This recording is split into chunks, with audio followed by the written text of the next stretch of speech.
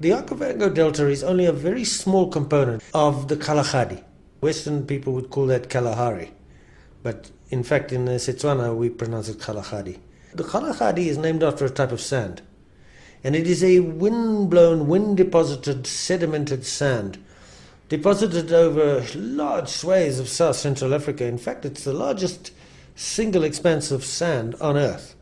It's been deposited over a period of about 80 million years, and in places up to 300 meters thick. The central part of Africa is actually elevated and has a basin effect, which is full of sand. What a lot of people don't know is that underneath the Kalahari sand, in the bedrock, there is a further rift from the East African rift system. But this rift underneath the Kalahari sands had an interesting effect of causing the earth to subside in the central part of the Kalahari along a fault over which a river had previously flowed, and now suddenly this river had its course denied. And so it started to fill that subsidence with sediment, and when it became pretty much level, a delta formed. Now, that little bit of background is important to understand, because that inland sediment basin is situated in an extremely arid part of the world. However, at the same time, the rivers that fill this particular delta system have their origins in the central highlands of Angola, to the northwest of Botswana. And the rainfall throughout southern Africa is summer. We get it between November and March, with a peak in January and February, and it stops in March. This is quite important actually, it stops. But May, June, July, August and September and even October, no rain. It don't happen here. And the rate of evaporation in the Kalahari or the Kalahari, the rate of evaporation exceeds that rainfall, that 500 to 600 millimeters, by a factor of 5. So you get 5 times more evaporation than water input, rainfall input.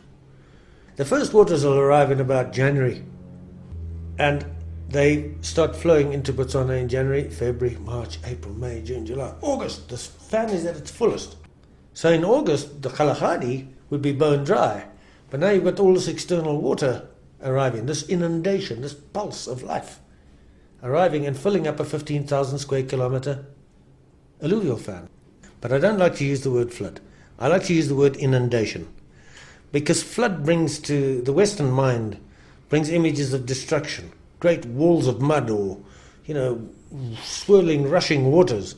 That water is carrying the nutrients. It is not a nutrient per se. It's carrying sediments, it's releasing nutrients from papyrus beds and transporting them further down into the system.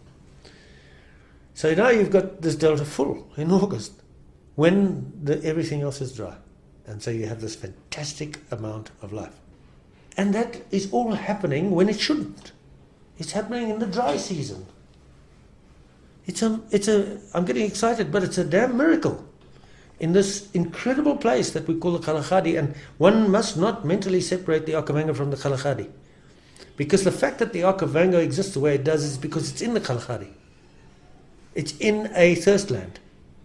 It has been happening for millennia and continues to happen. And I have lived it. I've purposely gone in the past and come down that river with the annual inundation and watch its effect. You see the frogs and amphibians, the little fish start to move, get out of the rivers into the floodplains. Floodplains, shallower water, warmer water, breeding place. Whoa!